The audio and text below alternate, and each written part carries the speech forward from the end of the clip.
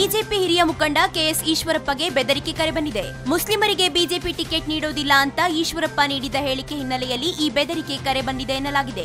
ಕಳೆದ ಶುಕ್ರವಾರ ರಾತ್ರಿ ಈಶ್ವರಪ್ಪ ಬೆಂಗಳೂರಿನಿಂದ ಆಗಮಿಸುವ ವೇಳೆಯಲ್ಲಿ ಬೆದರಿಕೆ ಕರೆ ಬಂದಿದ್ದು, ಈ ಬಗ್ಗೆ ಶಿವಮೊಗ್ಗ ಎಸ್ಪಿ ಡಾಕ್ಟರ್ ಅಶ್ವಿನಿಯವರಿಗೆ ದೂರು ನೀಡಿದ್ದಾರೆ. ತಮಗೆ ಸೂಕ್ತ ಭದ್ರತೆ ನೀಡುವಂತೆ ಈಶ್ವರಪ್ಪ ಮನವಿ ಮಾಡಿದ್ದಾರೆ.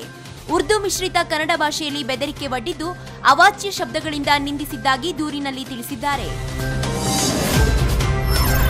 ಮಂಡ್ಯ ಲೋಕಸಭಾ ಕ್ಷೇತ್ರದ ಚುನಾವಣೆಯಲ್ಲಿ ಮತದಾರರಿಗೆ ಹಣ ಹಂಚುವ ಸಲುವಾಗಿ ಜೆಡಿಎಸ್ ನಾಯಕರಿಗೆ ಹಿರಿಯ ಮುತ್ಸದಿ ಮಾಜಿ ಸಂಸದ ಜಿ ಮಾದೇಗೌಡ ಹಣಕ್ಕೆ ಬೇಡಿಕೆ ಇಟ್ಟಿದ್ದಾರೆನ್ನಲಾದ ಆಡಿಯೋವೊಂದು ವೈರಲ್ ಆಗಿದೆ. ಸಿಎಸ್ ಪುಟ್ಟರಾಜುಗೆ ಜಿ ಮಾದೇಗೌಡ ನಮ್ ಕಾಂಗ್ರೆಸ್ನವರು ದುಡ್ಡು ಕೇಳ್ತಾವ್ರೆ, ದುಡ್ಡು ಕೊಡಿ ಅಂತ ಹೇಳಿದ್ದಾರೆ. ಜಿ ಮಾದೇಗೌಡ ಮಾತಿಗೆ ಪುಟ್ಟರಾಜು ಸರಿ ಅಪ್ಪಾಜಿ ಅರೇಂಜ್ ಮಾಡಿ ಕಾಲ್ ಮಾಡ್ತೀನಿ ಅಂತ ತಿಳಿಸಿದ್ದಾರೆ. ಸದ್ಯ ಇವರಿಬ್ಬರ ನಡುವೆ ನಡೆದಿದೆ ಎನ್ನಲಾದ ಆಡಿಯೋಗೆ ಮಹತ್ವ ಬಂದಿದೆ. ಬಳ್ಳಾರಿ ಲೋಕಸಭಾ ಕ್ಷೇತ್ರದ ಕಣದಲ್ಲಿರುವ ಅಭ್ಯರ್ಥಿಗಳು ಈಗ ನಾಗಸಾಧುಗಳನ್ನ ಭೇಟಿ ಮಾಡಿ ಆಶೀರ್ವಾದ ಪಡೆದಿದ್ದಾರೆ. ಇಂದು ಬೆಳಿಗ್ಗೆ ಬಿಜೆಪಿ ಅಭ್ಯರ್ಥಿ ದೇವೇಂದ್ರಪ್ಪ ನಾಗಸಾಧುಗಳನ್ನ ಭೇಟಿ ಮಾಡಿದ್ರು. ಇದರ ಬೆನ್ನಲ್ಲೇ ಈಗ ಸಂಸದ ವಿಎಸ್ ಉಗ್ರಪ್ಪ ಕೂಡ ಸಂಡೂರು ತಾಲೂಕಿನ ಜೋಗ ಗ್ರಾಮದ ದಿಗಂಬರ ರಾಜ ಭಾರತಿ ಸಾಧುಗಳನ್ನ ಭೇಟಿ ಮಾಡಿದ್ದಾರೆ. ಈ ಸಾಧು ಬಳ್ಳಾರಿ ಭಾಗದ ಪ್ರಭಾವಿ ನಾಗಸಾಧುಗಳಾಗಿದ್ದಾರೆ. ಇಲ್ಲಿಗೆ ಬಂದರೆ ಒಳ್ಳೆಯದಾಗುತ್ತೆ ಅನ್ನೋ ನಂಬಿಕೆ ಇದೆ.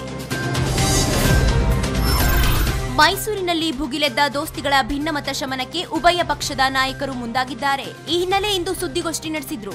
ಆದರೆ ಈ ವೇಳೆಯೇ ಇಬ್ಬರು ನಾಯಕರು ಕುರ್ಚಿಗಾಗಿ ಕಿತ್ತಾಡಿಕೊಂಡಿದ್ದಾರೆ. ಸುದ್ದಿಗೋಷ್ಠಿಯಲ್ಲಿ ಹಿಂದಗಡೆ ಕುರ್ಚಿ ಖಾಲಿ ಇಲ್ಲ, ಹೀಗಾಗಿ ಅಲ್ಲಿ ಕುಳಿತುಕೊಳ್ಬೇಡಿ ಅಂತ ತನ್ವೀರ್ ಸೇಠ್ ಹೇಳಿದ್ರು. ಈ ವೇಳೆ ಅಲ್ಲಿಯೇ ಇದ್ದ ನಾರಾಯಣ ತಕರಾರು ತೆಗೆದಿದ್ರು. ಇಬ್ಬರ ನಡುವೆ ವಾಗ್ವಾದ ಶುರುವಾಗಿದೆ. ಎಲ್ಲ ತಿಳಿಯಾದ ಬಳಿಕ ಮಾತನಾಡಿದ ಜೆಡಿಎಸ್ ರಾಜ್ಯಾಧ್ಯಕ್ಷ ಎಚ್ ವಿಶ್ವನಾಥ್ ಸುದ್ದಿಗೋಷ್ಠಿ ನಡೆಸಿದ್ದಾರೆ. ಅನೇಕ ವೀರಶೈವ ಲಿಂಗಾಯತರು ಬಿಜೆಪಿ ಪರವಾಗಿದ್ದಾರೆಂದು ಬಿಜೆಪಿ ಪ್ರಚಾರ ಮಾಡುತ್ತಿದ್ದ ಹಿನ್ನೆಲೆ ಏಪ್ರಿಲ್ 12ಕ್ಕೆ ಕಲಬುರಗಿ ಲೋಕಸಭಾ ಕ್ಷೇತ್ರ ವ್ಯಾಪ್ತಿಯ ಕಾಂಗ್ರೆಸ್ ಜೆಡಿಎಸ್ ವೀರಶೈವ ಲಿಂಗಾಯತ ಮುಖಂಡರು ಸಭೆ ಕರೆದಿದ್ದಾರೆ.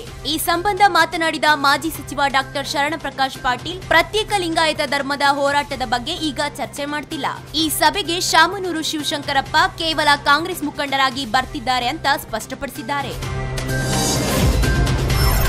ಬೆಂಗಳೂರಿನ ಅರಮನೆ ಮೈದಾನದಲ್ಲಿ ಮೋದಿ ಸಮಾವೇಶಕ್ಕೆ ಗೊತ್ತಾಗಿರೋ ಸ್ಥಳದಲ್ಲಿ ಇವತ್ತು ಬಿಜೆಪಿ ಗುದ್ದಲಿ ಪೂಜೆ ನಡೆಸಿದೆ. ಈ ವೇಳೆ ಬಿಜೆಪಿ ಮುಖಂಡರು ಜಂಟಿ ಸುದ್ದಿಗೋಷ್ಠಿ ನಡೆಸಿದ್ರು. ಈ ವೇಳೆ ಪತ್ರಕರ್ತರೊಬ್ಬರು ಅರಮನೆ ಮೈದಾನದ ಗೇಟ್ ನಂಬರ್ 1 ನಿಮಗೆ ಲಕ್ಕಿ ಅಲ್ವಾ ಅಂತ ಪ್ರಶ್ನೆ ಕೇಳಿದಕ್ಕೆ, ಹೌದು ನಮಗೆ ಲಕ್ಕಿನೇ, ಈಗಲೂ ಲಕ್ಕಿ, ಮುಂದೇನೂ ಲಕ್ಕಿ, ನಮ್ಮದು ಲಿಂಬೆಕಾಯಿ ಪಾರ್ಟಿ ಅಲ್ಲ, ಸರ್ಕಾರ ನಡೆಸೋ ಪಾರ್ಟಿ ನಮ್ದು ಮೂಢನಂಬಿಕೆ, ಶಾಸ್ತ್ರದ ಪಕ್ಷ ಅಲ್ಲ ಅಂತ ಸಚಿವ ಎಚ್.ಡಿ. ರೇವಣ್ಣರ ವಿರುದ್ಧ ಪರೋಕ್ಷವಾಗಿ ಆರ್ ಅಶೋಕ್ ವ್ಯಂಗ್ಯವಾಡಿದ್ದಾರೆ. ಲೋಕಸಭಾ ಚುನಾವಣೆ ಹಿನ್ನೆಲೆಯಲ್ಲಿ ಮೊನ್ನೆ ಐಟಿ ದೇಶದ ಕೆಲವೆಡೆ ದಾಳಿ ನಡೆಸಿತ್ತು.